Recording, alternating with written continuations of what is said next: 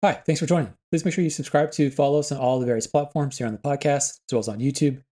The stuff we write on Substack, as well as quick takes on Instagram and on Threads. If you're enjoying what we're putting out there, please make sure you're sharing with all your friends and family. And if you have questions or comments about the stuff we're putting out there, please make sure you leave them in comments to us. We'd be more than happy to cover them in future talks. We've talked about some of this stuff in bits and pieces. We've tried to put some of the stuff together in whole, and I keep getting asked some questions about how to go about doing this in terms of going from the start of everything into actually developing the full routine.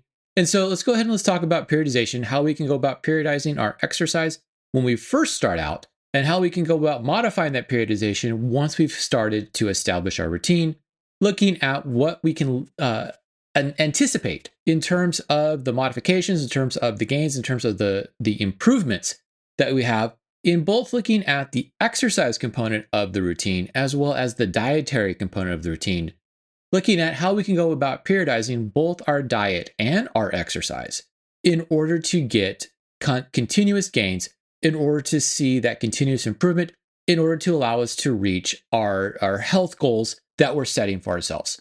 So let's talk about periodization in terms of diet and exercise, how to establish that routine for continuous improvement. Warning. The following presentation contains information that might contradict what you have previously heard, or believed to be true, about how the human body works, and contains material that is not suitable for closed-minded individuals. Enjoy. So what we're going to do here is we're going to kind of pick up the conversation where we left off with the discussion we had just a few weeks ago, looking at kind of how do we build the exercise routine where we're trying to establish this for continued success, breaking through all of the kind of the misinformations within the narratives that we tend to form within our perspectives about how to exercise, how hard to exercise, how we should diet, how we should progress our training, how we should progress our diet, so that we see improvements in our overall performance, so we see this continuous growth that we're trying to get, so we get that improvements in performance, so we get that improvements in health, so that we're able to achieve what we're setting out for ourselves in terms of the fitness goals. We will be revisiting some of the previous conversations that we had in this. We will be incorporating some newer information into what we're talking about here. When we start looking at this routine, once again, let's kind of revisit what we're talking about. We talk about periodization stuff. What we're talking about is how do we go ahead and break up the routine, where we have to kind of remember the focus is here on first routine development. And then after we get to the routine development set up, the next bit of tasks that we have to set for ourselves is how do we go about making sure that we're getting the progressiveness within that routine so that we're able to figure out or able to establish the stresses necessary to cause the adaptations to take place. In this, we have to remember some of the physiology that's taking place and the fact that we are going to be following a general physiological principle known as specific adaptations to imposed demands. That is, the body's going to adapt specifically to what we're asking the body to do in such a way that it's able to overcome the stresses that we're placing on it. And this is where we have to be very careful in terms of how we're establishing our routines so that we are going to be able to get through plateaus and not establish prolonged plateaus, but more importantly, make sure that we're not getting into any types of overtraining where we're going to start to lose the gains that we are making within the exercise routine. When we first start out exercising, because we're going from a non-exercise state to an exercise state, this is something we talked about previously, any workout that we do is going to cause the overload necessary to trigger any type of muscle adaptations that we're trying to get. And so, because of the said principles mechanisms,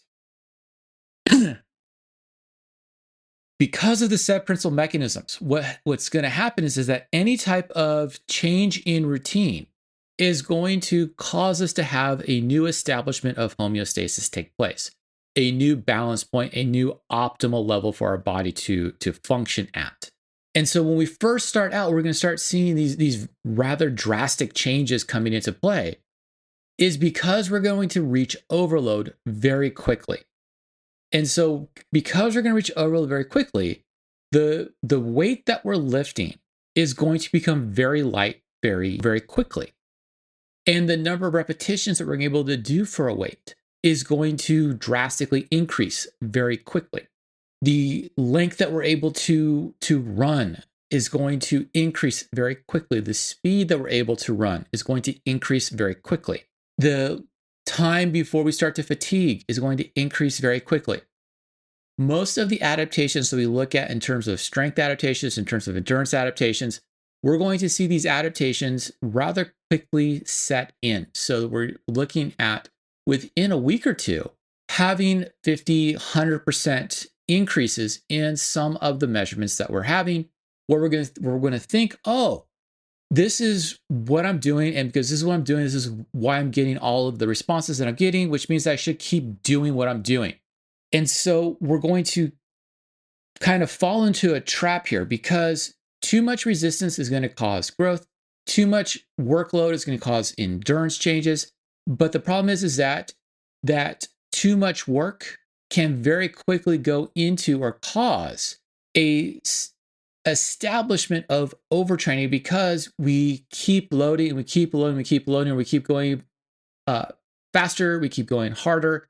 And what that does is that causes not just the overload to set into play, but the overtraining to set into play. And all of a sudden, we go from having this continuous growth taking place to having a loss of growth taking place.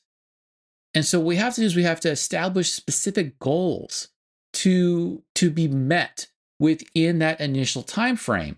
Where, as we talked about previously, we don't want to set this up in terms of performance goals to start with because we're going to see these drastic changes taking place. What we want is we want to establish goals early in the training sessions that are not about necessarily performance, but about occurrence. And what I mean by occurrence is I'm going to set the goal that I'm going to go and lift weights 3 times per week, or I'm going to go and do my endurance training 3 times per week, or I'm going to make sure that I'm not sitting in front of the couch for more than an hour a day. Those types of occurrence goals. Not necessarily how fast I'm running or how much weight I'm lifting.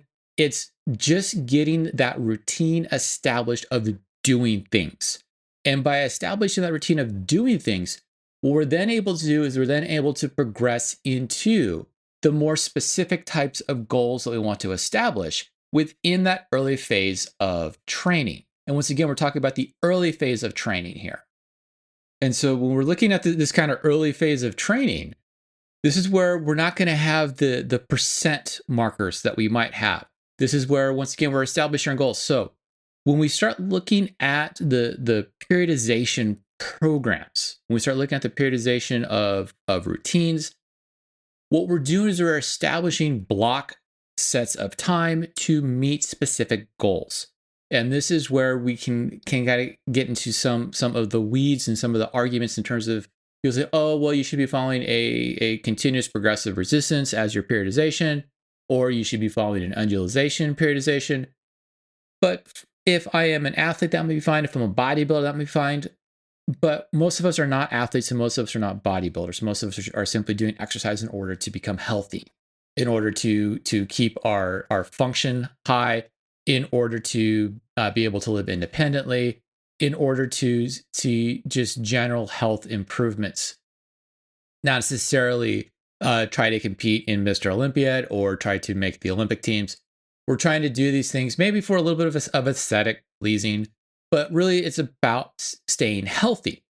And so when we start looking at the goals that we're established for ourselves, we have to kind of pop back a little bit here and take a look at, okay, what does the research say about these goals?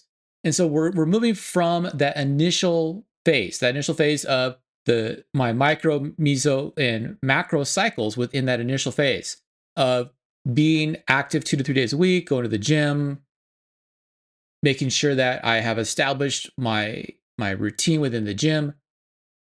Once we get into that routine where, okay, I'm exercising now, I'm doing more than just the physical activity stuff, more than just being active.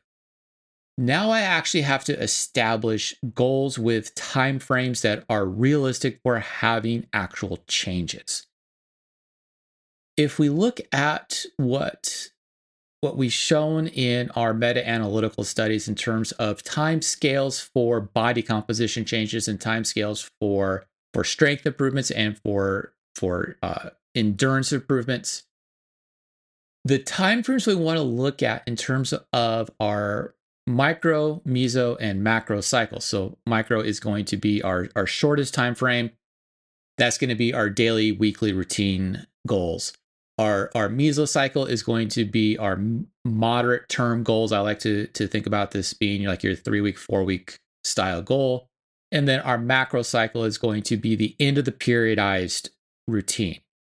And by end of the periodized routine, I'm not talking about the end of the calendar year. I'm not talking about the ultimate goal I'm looking at.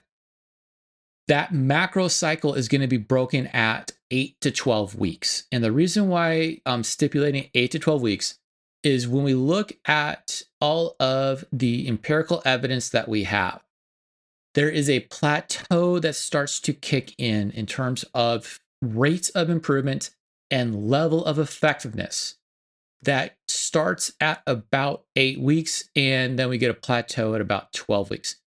That doesn't mean you cannot continue to see some improvements. What that 8 to 12 week window is telling me is telling me at what point in time does the rate of effectiveness start to drop. When we say rate of effectiveness, what we're talking about how favorable is the improvement to doing that thing relative to not doing that thing or doing something different. It's not the indication of whether or not you're going to have an effect or not. You will still have an effect. It's just how effective is that thing to overall performance. And so my first month of exercise, my first month of doing this periodized routine is simply establishing my routine.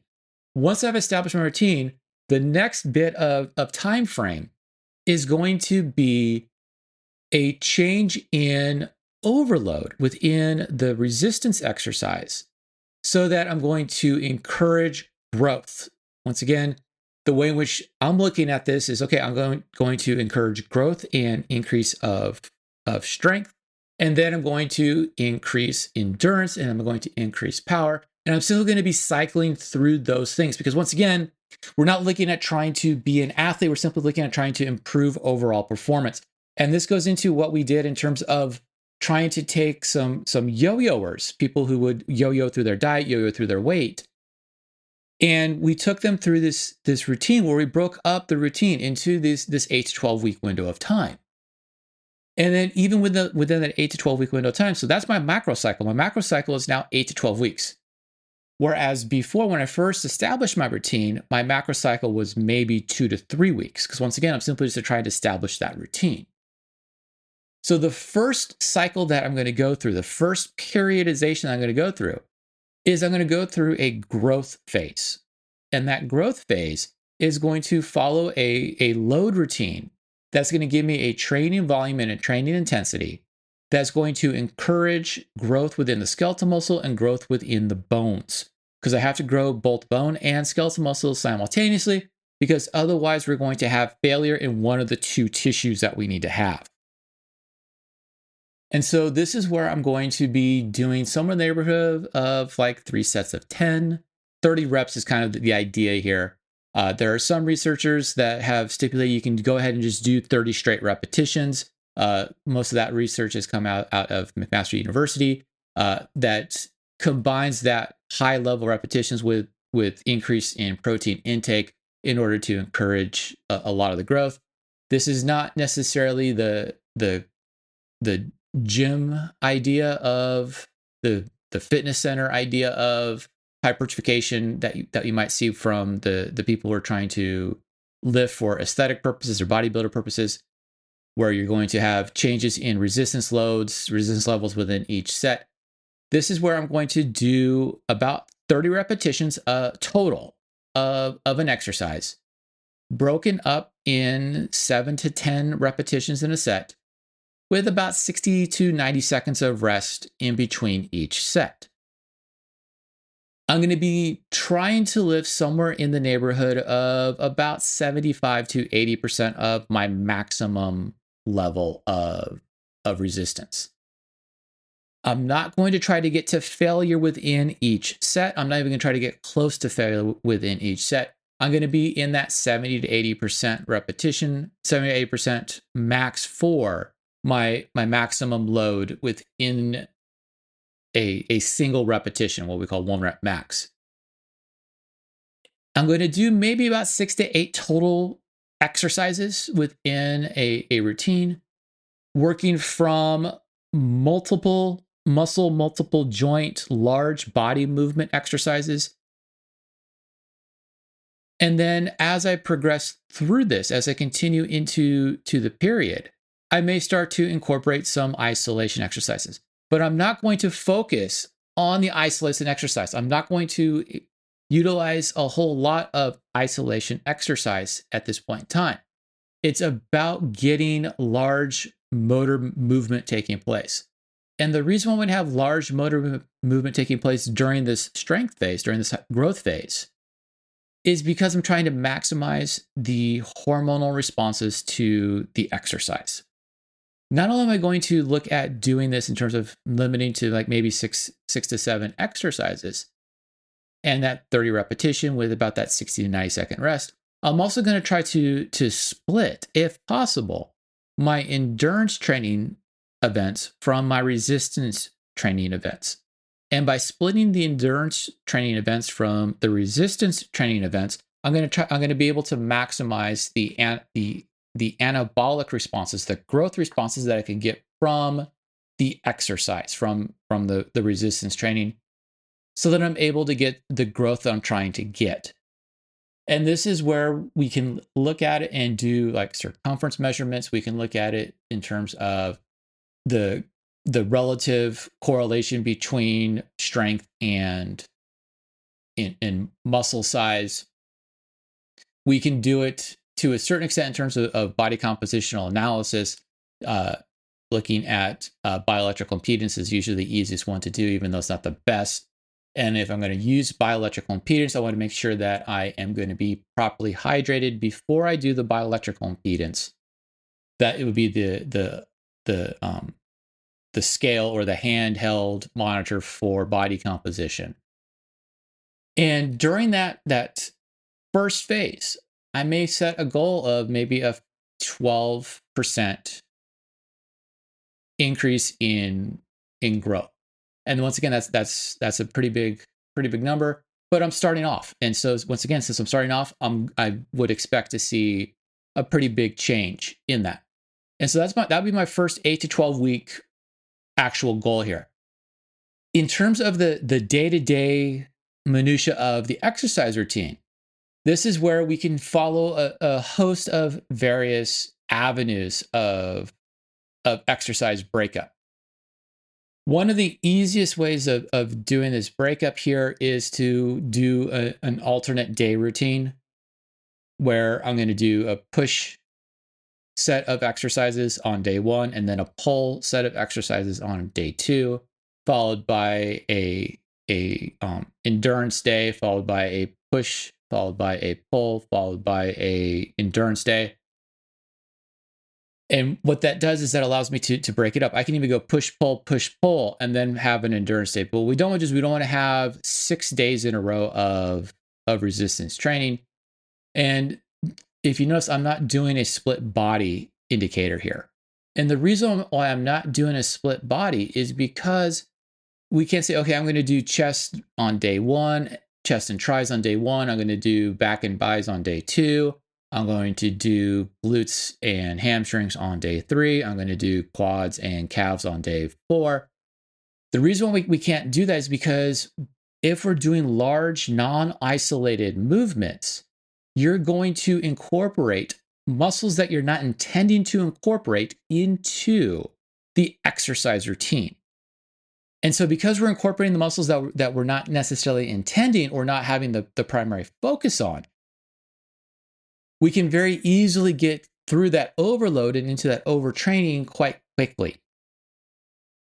And so we don't want to get that. So one of the ways that we can do this is that we can go ahead and do this alternate idea here, this push-pull. And we're saying push-pull, we're talking about the general movement of the weight that we have within the routine. And this is where on that push-pull, I'm going to be doing push-pulls at various vertical angles on the body using various machines within the gym, where I'm not going to have a set kind of pattern for movement. And the reason why we don't want to have a set pattern for movement is because we want to be able to use the muscles in as many ways as the muscles can be used. And once again, that goes back to that idea about the SAID principle.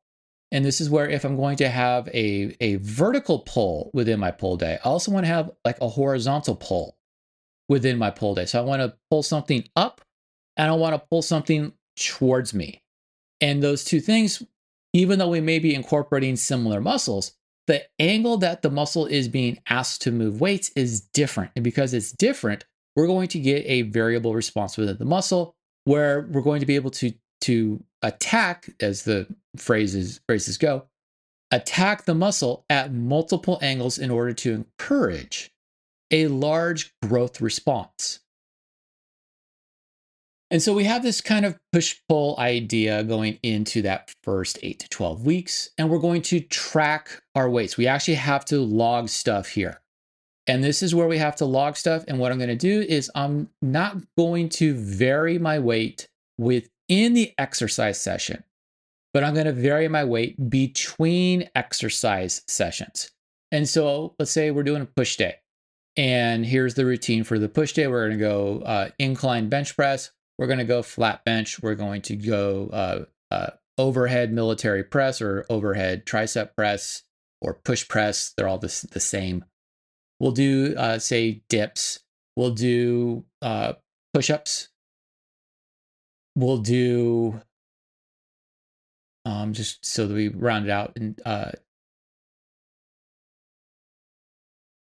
so we'll say just to round everything out in terms of that push day, without getting into the lower body, so we'll pull the lower body in on that third day. So we have our bench press, we have our incline bench press, we have our overhead press, push press, military press, however you want to call it. It's all the same thing. We have our push-ups, we have our dips. We can add in a small isolated exercise within that if we so choose to. We can add in another angle on the bench. So that is our routine. That is the exercises that we're doing. Notice that they're all multi-jointed exercise. They're not limited, and it's not indicated to do a specific style of bench press, whether it's a dumbbell or a barbell, or if it's in the Smith machine, or if it's on the machine, on the cam machine, or on the plate loaded machine, or on the it's what sits or what is best for your routine that day. And that goes into the idea about the undulating periodization that can take place based off of how fed are you that day, how much rest did you get, how sore are you. All of those factors come into play when we start looking at this idea. And so that would be the push day. And then the pull day would be something like a lateral pull down, a upright row, a bent over row, a lateral raise, an inverted row, or sometimes referred to as an archer's row, a shrug. That would be my pull day. And now some people are saying, well, I want to work out my biceps, I want to work out my tricep. You're working out your biceps and your triceps with all of those exercises.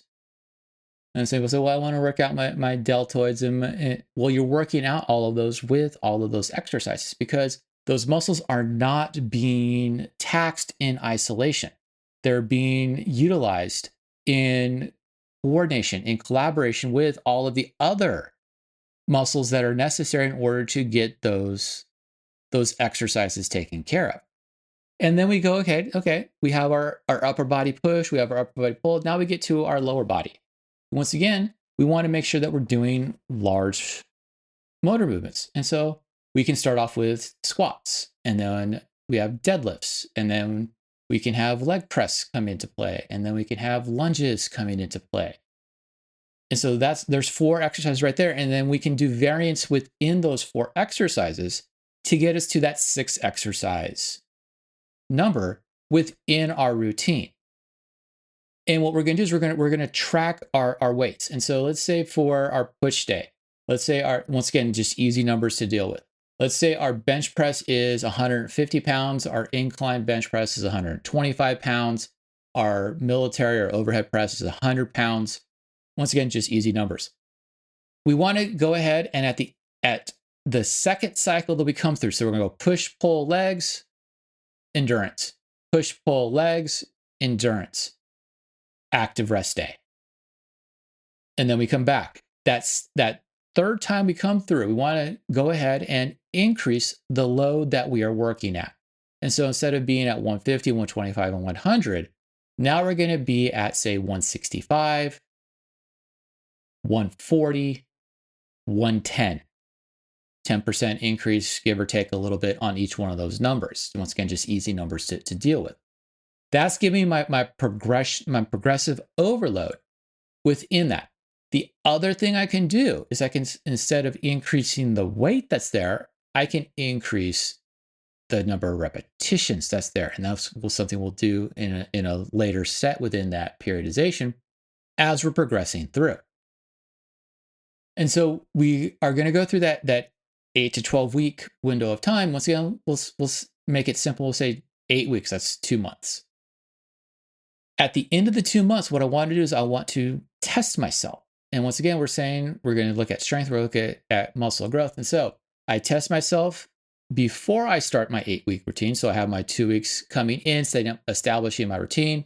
I then go ahead and do my 1 repetition max tests.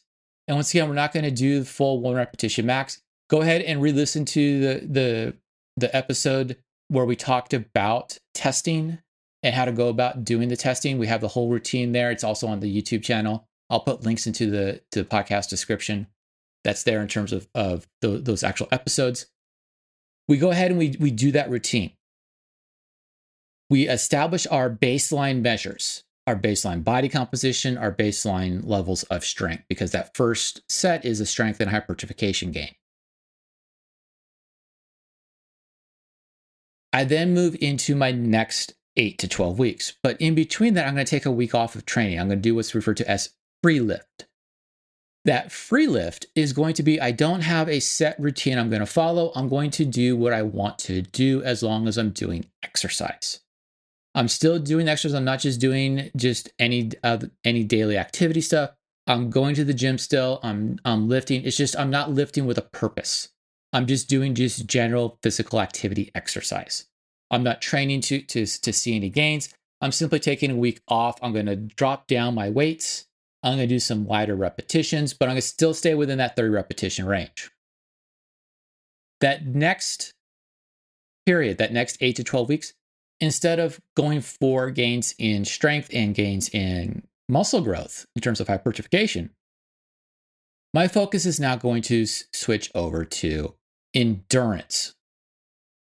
And that endurance is going to be muscle endurance as well as cardiovascular endurance or cardiorespiratory endurance. And this is where instead of doing that 3 sets, 10 repetitions at my 70, 80% range, I'm going to go and I'm going to cut down the number of sets that I'm doing. So I'm going to do maybe 1 to 2 sets. And I'm going to do 1 to 2 sets. Once again, I'm still shooting for that 30 repetitions. So I'm going to do, say, 2 sets at 15 reps or 1 set at 30 reps. But I'm going to do it at a much lower intensity. So I'm going to be lifting at maybe like 50 to 60% of my maximum repetition load. And once again, I'm getting that from what my tests were telling me. And so I have my 8 weeks of training, I have my 1 week testing, I have my 1 week of free lift, and then I come back with my next routine. And now I'm lifting at 50 to 60%. I'm still using that 6 exercises that I've established for myself because I'm not trying to get too complex in my training routine yet. And so I can do this, I can do the same type of thing. I can still do push, pull legs, push, pull legs, push, pull legs within that. But the thing that I'm going to add into that exercise within there is I'm not going to separate out my endurance training episodes from my resistance training episodes. I'm going to do it as a single lump sum thing. Because once again, I'm not trying to maximize the hormonal responses for growth. I'm now trying to maximize the biochemical responses for endurance. I'm trying to maximize the hormonal signals to increase the amount of mitochondria that I have available to me, to the cellular organelles that are responsible for aerobic metabolism. I'm going to try to maximize the amount of enzymes that I have within the cells that's going to allow me to do the energetic metabolism much more efficiently. I'm going to increase the utilization of lipids within metabolic process to maximize the endurance changes that can take place. And so once again, I can still do the same exact exercises. I can still do the same exact routine, except now instead of doing that 3 sets, 10 repetitions, 60 to 90-second rest, I'm now doing 1 to 2 sets, 30 to 15 repetitions. So one set of 30 repetitions, 2 sets of 15 repetitions. If I'm doing that 2 sets, I'm maybe resting 45 seconds at most. Because once again, I'm not worried about trying to get the muscles to grow big. What I'm trying to do is I'm trying to encourage aerobic metabolism to take place within the muscles. When I'm doing this, regardless of whether I'm doing the strength training stuff to encourage muscle growth and increases in strength, or I'm doing the strength training stuff to increase the muscle endurance, I'm getting a cardiorespiratory benefit. It's one of the things that was lost in terms of a lot of the discussion that becomes kind of a misconception and a misnomer when we start looking at exercise and exercise variables, where people talk, oh, well, you got to go do cardio. And people will talk about going and doing your cardio exercise. Every exercise is cardio. We talked about that when we talked about what does it mean to be in zone 2 of cardio for exercise. Every exercise we do, everything we do in terms of movement has a cardiorespiratory component to it. What we're trying to do with this part of the routine is we're trying to maximize that endurance aspect to the modifications, to the specific adaptations to impose demands. And by maximizing that avenue, what we're able to do is we're able to increase the endurance side of it. But we're not going to compromise the strength gains that we've made. This is one of the things that kind of also gets lost within the conversations, particularly within the periodizations. Yes, we've changed our goal for that 8-week window, where instead of trying to get a 15% increase in muscle size and muscle strength, now we're trying to get a 15 to 20% increase in endurance. Trying to be able to run 15 to 20% further, trying to run 15 to 20% faster, trying to do 15 to 20% more repetitions than we did previously. You're not compromising the strength gains that you've made during this time. You may start to see some thinning of the tissues, but you're not actually losing muscle mass. You're not actually losing bone mass during this time. You're simply losing some of the interstitial fat, some of the visceral fat, some of the subcutaneous fat that makes the tissues look smaller. This is where we start looking at the aesthetic side of training. And so I now have my second 8-week window of training taking place. I now have established my strength period. I've now established my endurance period. Within that endurance period, I can also set a secondary goal to that. And the secondary goal could be, okay, I'm going to have an improvement in a time trial.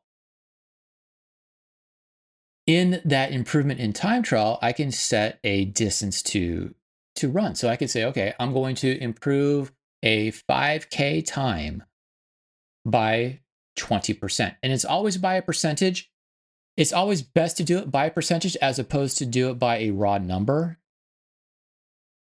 And that's simply because of the number of variables that come into play when we start looking at all of the environmental conditions that can take place within some of these endurance numbers. Whereas for like the strength, we could say, okay, I'm going to increase bench press by 15 pounds.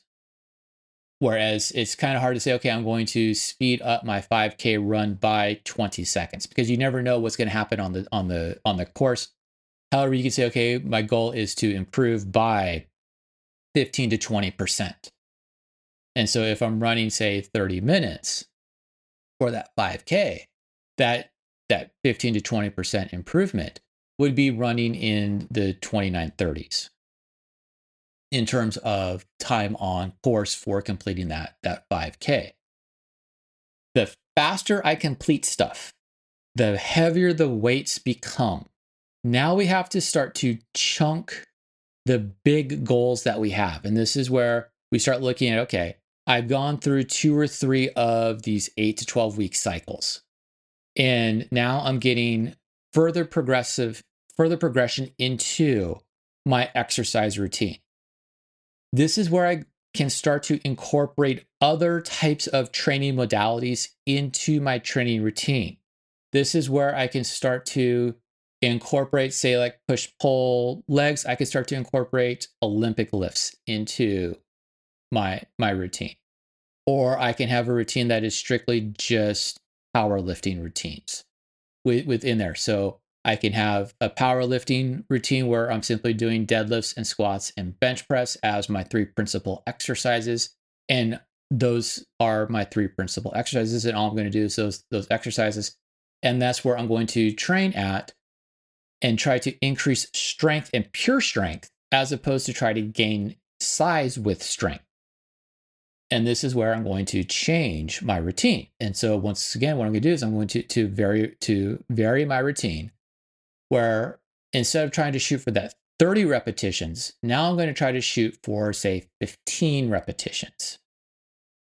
Where I'm going to, instead of stay at one weight through the same exercise session, I'm going to vary my weight within the exercise session. Where I'm going to try to get to fatigue and or failure within the set, within the exercise, but I'm going to extend the rest interval. And so this is where I may do a set of 8 and then a set of 5. And so that gives me 13 repetitions right there. And I'm only going to do 15 total repetitions. And so then I'm going to do a set of 1 and a set of 1. And that set of 1 and that set of 1 is going to be spaced out by a 8 minute rest in between exercise. And I need that 5 to 8 minute rest between exercise to allow for the muscle to reestablish itself, to be recruited again, to do the exercise, and to start to clear out all the things that are going to interfere with that muscle doing the exercise.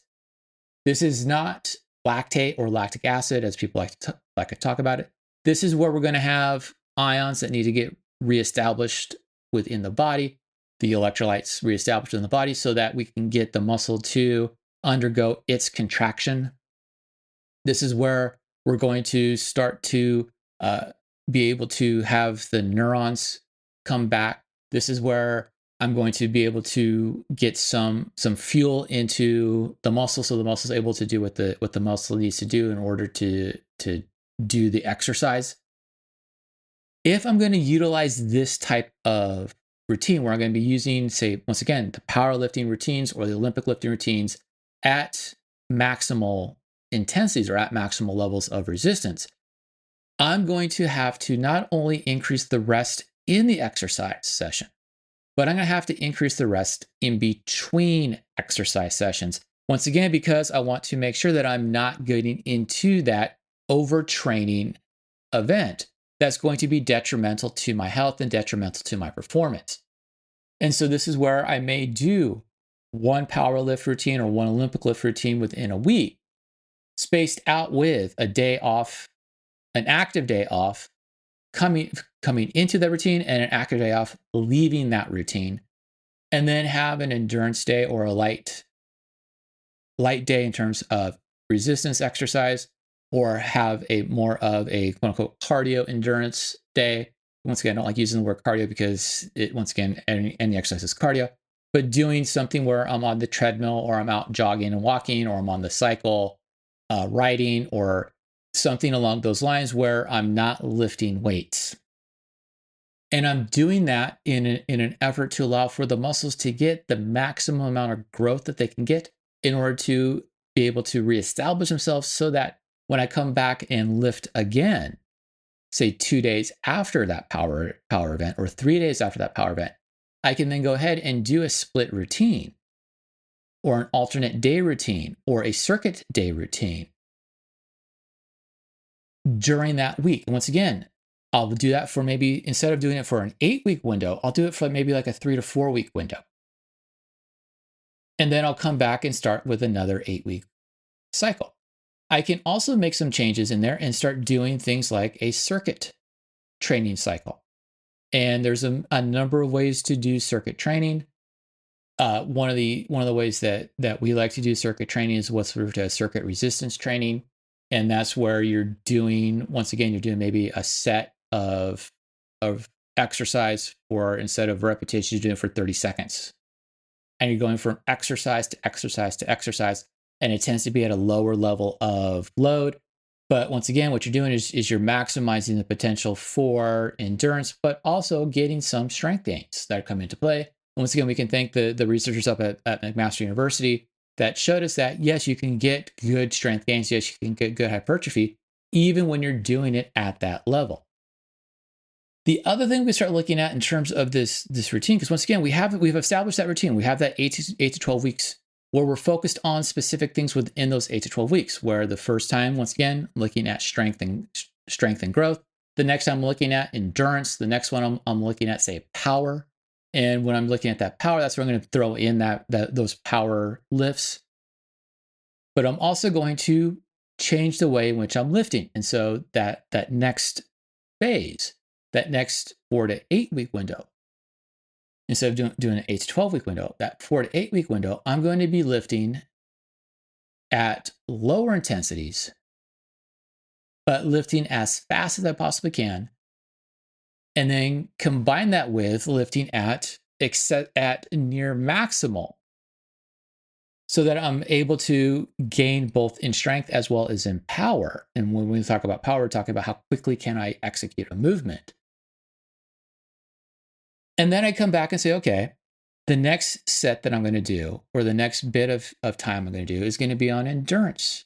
And this is, once again, this is how we established within that yo-yoer, how to go about establishing the routine so that you're able to get the maximum gains that you can get, so that you get the continuous encouragement so you keep going. Because a lot of people stop exercising when they hit plateaus and they don't see gains, or they keep doing the same thing and they actually start seeing reduction in the gains that they've made. Now, the other thing, and this is something that some people kind of ignore, is the periodization that can come into play when we start looking at the diet side of the diet and exercise component. And once again, we can look at this in terms of that 8 to 12 week window of time, where I'm going to say do lower carbohydrate load or lower carbohydrate diet for 6 to 8 weeks. And then when I get to that free lift time, I'm going to kind of just not care about the diet as much as I was before. And then I come back, and for the next 8 to 12 weeks, let's say I'm doing more of an endurance gain, I'm going to go ahead and, instead of restrict carbohydrates, let's say I'm going to restrict other components within the macros. The reason why we restrict our macronutrients is so that the body's going to extract the macronutrients from the tissues where it's being stored. And so one of the things that we started to hypothesize as it relates to the dietary component here is that if we start to periodize our diet, we're able to cause secondary said stresses, secondary specific adaptations to impose demand stresses, that can lead to body compositional changes, what a lot of people think of as recomposition of the body, that can have and should have changes and improvements in overall health based off of the changes within the diet. And once again, what we have to look at is we look at why are we having these changes in the diet and why do we see changes based off of dietary changes? We see it for the same reason we see changes off of exercise. It's a new stress. Anytime we get a new stress, we're going to see changes taking place. So why do we see the ability to have continuous improvements if we block off 8 to 12 weeks within the training window? Because we're incorporating new types of stresses at the point where the body has stopped responding to the stress. And so we can see the same thing when we start looking at this change in diet. And so we can go from, I'm going to have a lower animal protein, higher vegetable diet for 8 to 12 weeks. And then I'll follow it up with a lower carbohydrate diet for 8 to 12 weeks. And then I can follow that up with, say, like a 2 to 3 week of following, say, like a liquid diet. And then I can go back to just eating a quote unquote normal diet. I hate the phrase, we talked about this phrase before, a balanced diet or a proportional diet for, say, another 8 to 12 weeks. And I simply cycle those diets based off of what is my training that I'm doing. And based on the training that I'm doing, I'm going to have specific types of metabolic stresses taking place. And I'm going to match those metabolic stresses with the diet that I'm following. We talked about this in the last chapter and the final chapter of the book Dogmatic Diets, that goes through all of the various types of fad diets that are out there and what's the science that kind of backs up some of those fad diets or that refutes some of those fad diets. Then we talk about this idea about the periodization of diets that are out there. And we can talk about, so 8 to 12 weeks, I want to follow a low glycemic diet.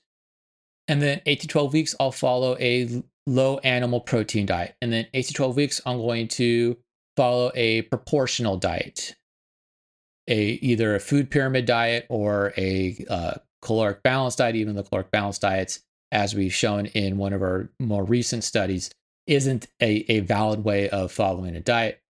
Or we follow our proportional diet based off of grams of a macronutrient, carbohydrates, proteins, lipids per pound of body mass. And so we follow these various diets within each of those training windows.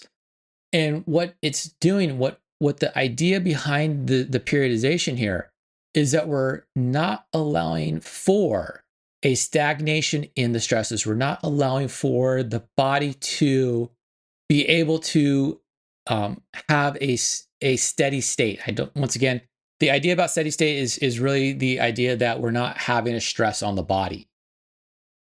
And so what we're trying to do with this periodization, both in terms of exercise as well as in terms of dietary changes, is we're trying to establish a way that the body is constantly trying to adapt to the stresses that you're placing on it in an attempt to keep it from going into overtraining, but allow it to continuously have overload. And that's the key here. And that overload can either come from a nutrient deficit overload, where I have to somehow extract nutrients from somewhere in order to make the nutrients that's necessary for me to do what I need to do. Or I can do overload based off of, okay, here is this additional resistance load that I have to move. Or I can do overload based off of there's this excessive amount of workload that I have to do. But I want to do this in such a way that over the week, I'm breaking up the stresses so it's not the same stress every time.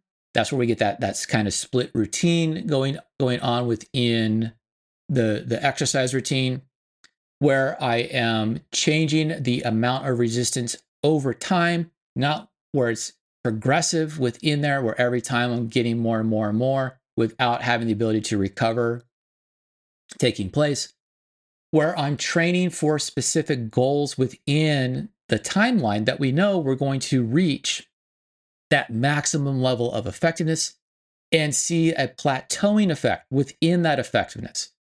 And so when we start looking at how we go about setting up that periodized routine, we go from, at the very beginning, establishing the routine of occurrence. I'm going to do such and such so many times per week, to now establishing that 8 to 12 week window of time of I'm going to see X% improvement, whether it's run faster, run further, cycle faster, cycle further, lift more or lift with for more repetitions, that allows me to see a continuous improvement in my overall performance, where we're backing off from some of the quote unquote common sense that we see within the gym culture, within the fitness center culture, that seems to have everybody function as if they're a bodybuilder, even though very few of us are actual bodybuilders. And it's not about doing some crazy exercises. It's not about following a religious exercise routine. And just like with diets, there are now dogmatic exercise routines, everything from the Hydrox to the CrossFit, without specifically naming stuff within them. But you have the same type of cultishness taking place within those exercise routines. It's the same thing we see within the self-appointed fitness experts within social media of, oh, you got to do this or you got to do that, or as we talked about almost a year ago, the V Shred guy and all of his misguided notions about stuff. But one of the things we have to start to realize when we start dealing with a lot of this is that we have to kind of ignore the idea about the calorie expenditure that takes place within the exercise routines, or the calorie intake that we see within the food, because the caloric balance idea is a misconception. We've talked about this a lot. We've written about it a lot. The notion about calorie in, calorie out is a misguided notion, and it tends to lead to a lot of body dysmorphic tendencies within the diet and exercise routines that we have. However, by establishing this kind of periodized program, by establishing this periodized routine, what we're able to do is we're able to establish a rhythmic response. And that rhythmic response is going to allow us to see continuous improvement, where we're able to utilize when do we see plateaus as a mechanism for when do I want to see changes in my routine. Not where do I have to necessarily increase the amount of weight that I'm moving, but more importantly, change what the focus of training happens to be. Well, thanks for listening. Hopefully got a little bit out of the conversation here in terms of how do I go about getting my periodization routine from the very start to having that established routine. Please listen to the other discussions that are linked within the description. We've gone over a lot of the stuff as relates to how to go about doing the testing. We've talked a lot about the caloric balance issue. We've talked a lot about the fact that everything that we try to do in terms of establishing body compositional changes works. It's just how effective is it in terms of its work. If you like what we're putting out there, please make sure you give us that big thumbs up, that big 5-star rating. Please follow us on all the various platforms here on the podcast, as well as on YouTube. The written stuff in Substack, as well as the quick takes that we will post to Threads and to Instagram. If you have other topics you would like us to cover, please leave it in comments for us. We'd be more than happy to cover them in subsequent talks. Please stay tuned for further discussions into how we can go about living healthier lives, how we can try to dispel some of the misconceptions and some of the misinformation that we get bombarded with throughout the various media feeds.